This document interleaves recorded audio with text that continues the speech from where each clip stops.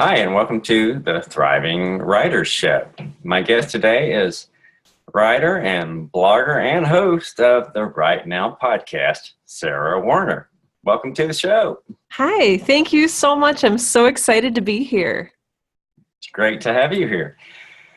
So, Sarah, tell me, have you always felt like you were a writer, or was there some time in your life when you decided that, hey, I'm a writer?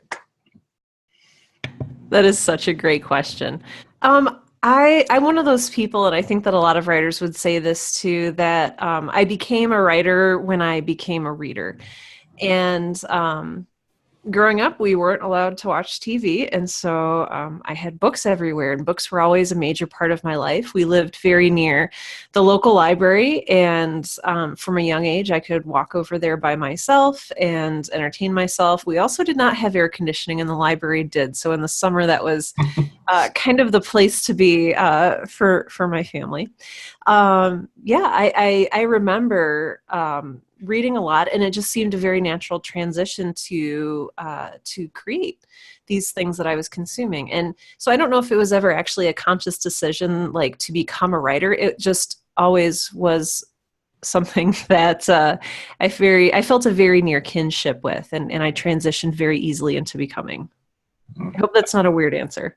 No, not at all. And I kind of have a similar background. When I was a kid, my friends who were boys would play with army soldiers and stuff like that. And I would go in my room and write or just create new worlds out of, because that was the way I dealt with life. So Yes.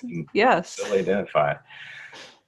So you spent the last 10 years going out on your own as a creative professional. And what was it that let you know that this was the time to start with that? Let's see. It was a lot of different things all happening at once. I started thinking more critically about what I wanted out of my life and sort of what I wanted to contribute to my community. And it took some serious question asking and a lot of research, maybe a little too much research, because if you look hard enough, you'll find the answers that you want to find, and maybe not necessarily the things that are I don't know. I saw a lot of 10 reasons you should leave your day job and strike out on your own. And then just as much, 10 reasons you should not leave your day job, and 10 reasons why you should stay where you are and enjoy benefits and coworkers. And the more I researched, I feel like the more questions I had to ask. But I think I knew when I started getting freelance work, and the freelance work, so I would go to a coffee shop in the morning at 5 a.m. and Wow. I would begin doing, I'm not like a morning person, so that was super hard for me. And I would start doing freelance work, and then about 7:30, I would drive to my 8 to 5 job, and I would work my 8 to 5 job, and then I would come home and I would do more freelance work. And if I wasn't doing freelance work in the evenings, then I was working on my own personal creative projects, such as the Right Now podcast or Girl in Space or one of the other things that I am writing and occupying my quote unquote free time with. So when it got to the point where I was working essentially 2 or 3 jobs, I said, okay, something's got to give. Yeah. And it didn't happen right away. I worked like that probably for about a year and a half, and it was very hard, and I was very exhausted, and had some kind of hard conversations with my family about, Sarah, what are you doing? Why are you doing this? This is not healthy. So I said, something's got to give. And I said, well, I'm bringing in money by freelancing. Am I bringing in enough money to be able to strike out on my own? And that's the question that, I feel like a lot of people don't ask if they're looking to transition out of their day job. They don't really, they say more like, am I following what my heart wants me to do? But also, am I going to be able to pay my bills? Is an important question to ask. And finally, we got to the point where we could. And so then I made it. It was just all very slow. It seems like it happens overnight, but it was the year and a half when I was essentially working 2 or 3 full-time jobs was very hard. But yeah, eventually we got to the point where we could say, okay, we can make a clean break. And I still love and respect all of the people I worked with in marketing. And I learned so much there. And I'm very grateful for my time there, but I'm also really enjoying being on my own. So it's been good. I hope that answers your question. Yeah, it does. Actually, it's pretty encouraging because I've been doing the work that I'm doing as a writer for about a year now, and I've also got a day job. So I'm hoping that maybe, I'm at least halfway through that process myself. So that's very encouraging. Good. Okay. A lot of writers want to make a living with their art, and you talked about it takes a while, but what advice would you give somebody that's considering that, apart from what you've said? Definitely. And I don't know if this applies to everybody, but it applied to me, and maybe some listeners will identify with this as well. There was like a hump that I needed to get over of being comfortable charging money for work that I loved doing. This was so hard for me because people would say, hey, Sarah, I'd like you to write a guest post for my blog, or I'd like you to do a piece here. And I'd be like, I'd love to. And they'd say, how can I pay you? And I'm like, oh, don't worry about it. I'm doing it because I love to write. And I know I sound like, I sort of also want to preface this by saying, I also, when I got into writing, I was very adamant that I do it for the love of writing and for the passion and the messages that I could put into my work. And I always said, I'm never going to sell out. I'm never going to, I was very much a purist and maybe a little bit naive. Because if you want to make a living writing, the core of that is making a living. I mean, writing too. But, so being okay charging people for your work, knowing what your work is worth, it's important to do research about that. And your question was, what do I wish that I had known? I'm sorry. I'm very forgetful. Well, I was just asking if there was anything else that you had wanted to share about that. But yeah, it raises another question, what you just said. What's a good way to test that out, just to see what your work is worth? Oh, what a great question. It depends a little bit with how far you are, like how experienced you are, and then also what kind of work you're doing. So I started off editing. I didn't start off writing. I started off editing. And I looked up, there are some wonderful resources online. Reedsy has a good resource. And there's just a few, gosh, I wish I knew off the top of my head. But if you Google how much should I get paid for X, you can charge per word or you can charge per hour. There's some kind of good guidelines there. So when I started out, I charged the absolute lowest. I don't even remember what it was now. It was a very small amount of money. It was like $10 an hour or something. And I just started editing people's articles and books. And that was probably about 10 or 12 years ago. And so I kept doing small editing projects on the side. And then I started picking up small writing projects. It all happened very gradually. And it might happen very gradually for you too. You're probably not going to wake up one day and, have the New York Times on the phone begging you to write for them out of nowhere. But yeah, if you keep at it, if you're okay accepting small jobs and also getting paid for them, then you'll kind of work your way up and become known in the space. Most of my work, 90% or more of my work comes from referrals. So people that I've done work for in the past who say, you want Sarah to write this, or you need Sarah to edit this. And that just comes from getting to know professionals in your community, in your neighborhood, at past jobs. Don't burn any of those bridges when you leave your job. Yes. Yeah. So it kind of comes out of that. That's interesting too, because the people I work for now are also a client of mine. So that's kind of a neat relationship. So in a way, I feel like I can't really leave yet until yes, I've got something good going, because I'm afraid if I leave, then they'll say, well, we'll find someone else to do what you're doing, and it's possible. So, yeah. And if you can, just be gracious and graceful when you leave and say, I've loved working with you. It's just time for me to move on. And I would love to keep freelancing for you. Please keep me in mind. And just keep those relationships intact. That's really important. Yes. So how'd you get into marketing? You said earlier that you just wanted to be in for the love of writing, but when did marketing come into the situation? Oh gosh, I fell into marketing and I didn't really intend to. So I had an English degree, and everybody, when you get an English degree, they said, "Oh, what are you going to teach?" Because they assume that you're going to be a teacher. And initially, I wanted to become a professor and live this imagined, beautifully naive life of I don't know what, but I soon found out that being a professor was maybe not all that I had hoped and dreamed it would be. And so I ended up not going to grad school. And I fell into working at a software company in downtown Chicago. And I was there for about 2 years. And it was maybe not my dream job, but it was the recession, and so it paid bills, which was good. Yeah. But then I moved to South Dakota, which is where my husband is originally from. And I said, what can I do here with an English degree? And I saw an opening for a kind of obscure position called word processor. And I said, well, I like words and I can probably process them. But basically it was at a bank. And so I went and I worked at this bank and I sort of worked my way up. And I soon realized that what I was doing was marketing. I also realized that I kind of liked what I was doing, which was weird because it did clash with that initial like, oh, I refuse to be a corporate tool and I refuse to sell out. But I also learned that marketing can be a good thing. And this is something that I try to tell writers even today is that you create something, like the world doesn't immediately know that it's in existence. Like you have to tell people about it. And what marketing is and can be is matching up your work that you've created with love and passion with people who will love it just as much as you do. And so making that connection, that's marketing. And that's the kind of marketing that I got really interested in.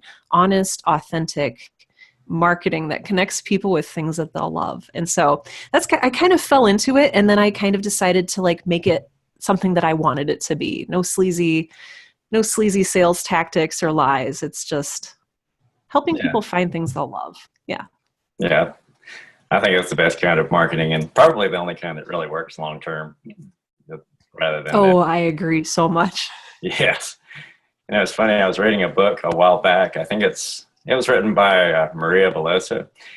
It had a lot of good information in it, and you could certainly use a lot of the tactics that people that are shady use, but use them to direct people to something that's legitimate and great.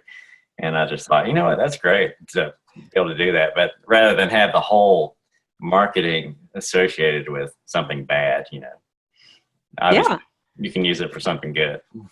Yes, absolutely. A lot of people that I know would probably like to write for a big publication like Forbes, and I see that you contribute to them. What's the best way to go about starting something like that? Oh, what a great question. It's not the way that you think it is, and it's not the way that I thought it would be either. Everything good that has happened to me in my life, like becoming a contributor to Forbes, has come because I give. Like you it comes from, like we said earlier, being a good person and giving and contributing and not expecting to get anything out of it. And so I got this particular gig. I was a member of a female community of podcasters on Facebook. So it was just a Facebook group, kind of like the one that I've started.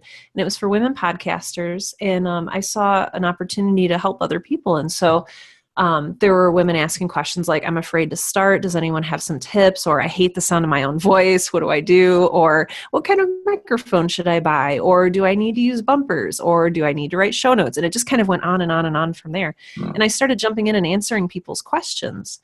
And I found that I liked doing that. I liked giving advice. And at that point, I was experienced enough-ish to kind of know what I was doing and saying, not giving horrible advice.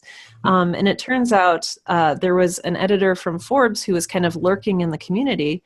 And she saw that I was answering questions, and she kind of private messaged me and said, hey, I saw that you have a podcast about writing, and I saw that you're invested in helping these women pursue their dreams of podcasting. How would you like to write for us?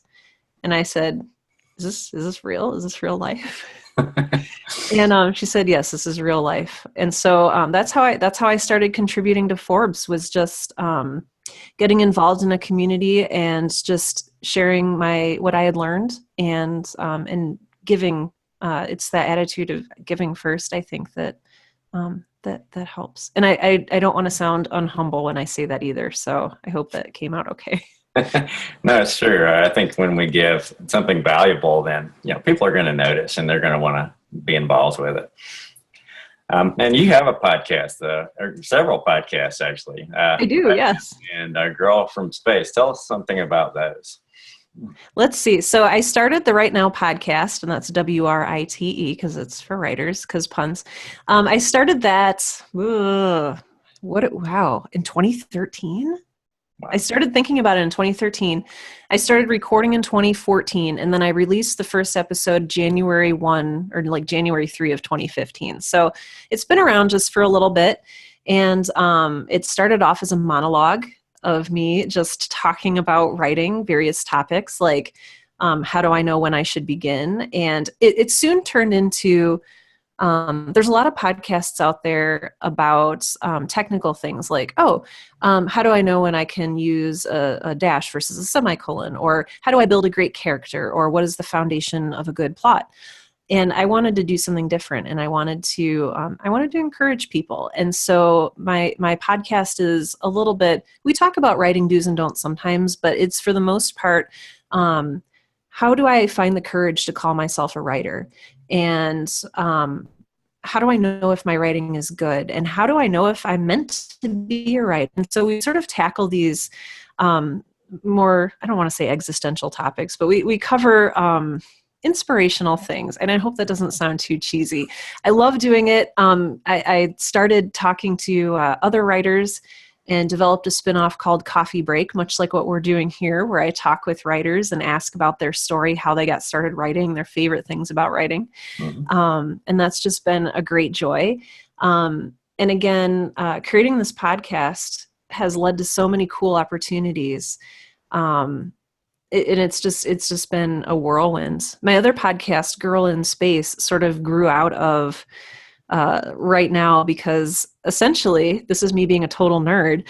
I was sitting here recording an episode of the Right Now podcast, a monologue one, and I was like, what if I was like broadcasting this from space, and I was in space, and I could say like anything, and it would be amazing. And like, that's really how it started. I then matched it up with the bones of a novel that I had half written-ish that was just very incomplete. And that's how that one started. So Girl in Space is the story of a girl in space. It's an audio diary. I narrate it myself. I do all the editing, sound effects. It's just been a big, crazy adventure. And it kind of looks at, what does it mean to be alone? What does it mean to be a human? What does it mean to exist and to produce good things for society when you're maybe distanced from that society? So that makes it sound all philosophical and highfalutin, but it's really just a space adventure, and also there are lasers, so you should check it out. I did listen to some this morning, and I really enjoyed it. Thank you. It's great. Been fun to make. Thank you. Yes. Let's see. We all want to be taken seriously, and you've got a pretty good sense of humor. Tell us how all that works together. Oh man, a sense of humor. I think you can look at a sense of humor in a number of different ways. A sense of humor I found this out while I was doing public speaking. So I do public speaking on a number of topics. When I initially started, it was sort of the cross section between technology and marketing, because I kind of had backgrounds in both. And I noticed that when I infused a little humor or jokes, or maybe even a little bit of self-deprecation, the audience leaned forward and came alive when I did that. And I said, okay, there's something really powerful happening here. And so I kept experimenting with being honest and authentic and using humor to convey that. And I noticed that I was able to make a stronger connection with people when I used humor. And I love using humor. I love to see people smile. I love making people laugh. And it's just one of those things that makes life more fun. It's not even extraneous. I think it's necessary. And so I like to make sure that anything I write, anything I create has a healthy dose of humor. It keeps people engaged. It keeps things feeling real and honest. And that's a quality that I really, really like. And you can still be taken seriously if you have humor in things. It comes from a way too that you carry yourself, a way that you treat yourself, and a way that you present your work. So I hope that that's helpful. Yeah. I found that just having a sense of humor for me just helps life. Just makes it easier to live if you can laugh at yourself and all the crazy stuff that feels like it weighs a ton, but It probably absolutely does. really doesn't. So is there anything you're working on right now that you want to share with us? Oh gosh, I'm working on a million. I'm one of those people that I'm working on too many things. I probably um, more things than should be allowed. So I'm working on let's see, the second half of season 1 of Girl in Space, which will be coming out in February of 2018, because we're in 2018 now. I have to get used to that. Yeah. I am working on several things related to that. I'm building a store for merch. I'm also I have plotted into my schedule writing of an ebook related to Girl in Space. So it's sort of like a novelization with some additional background and side stories and such. So I have that project coming up. I have season 2 of Girl in Space that I'm going to be writing and working on. I'm also putting together a marketing course for writers, and it is essentially here's how to market yourself genuinely with maybe even a bit of humor, how to do it well, how to succeed, how to introduce people to the work that you're doing. And it's for busy writers. So it is for people like you and me who are maybe, already working a full-time job or being a full-time parent or caring for someone full-time and trying to write in their spare time.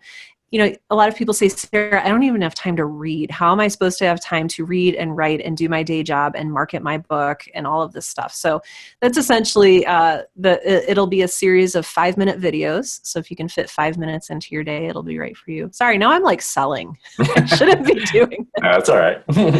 But anyway, I'm really excited about it. I think it's going to be really cool and really helpful. So I'm excited about a lot of things. That sounds like a great course and definitely one I'd love to watch. And I'll be sure to include all this information in the show notes that go with this post. So, all right, I appreciate your time, man. It's been great. You're a delight to talk to. Well, thank you. This has just been such a fun adventure. I love talking to you as well. I love that you asked me to be a guest on your show. I'm so honored. Thank you. You're doing great work. Thank you. I appreciate that. I really do. And I'd love to have you back sometime. I would love to be back. So just let me know and we'll set it up. All right, great. And you have a wonderful day. You too. Thank you. Thanks for watching this episode of The Thriving Writer Show. Have questions for Sarah? Drop them right here in the comments. I'll make sure she gets them. Did you like what you saw? Please share it with your friends.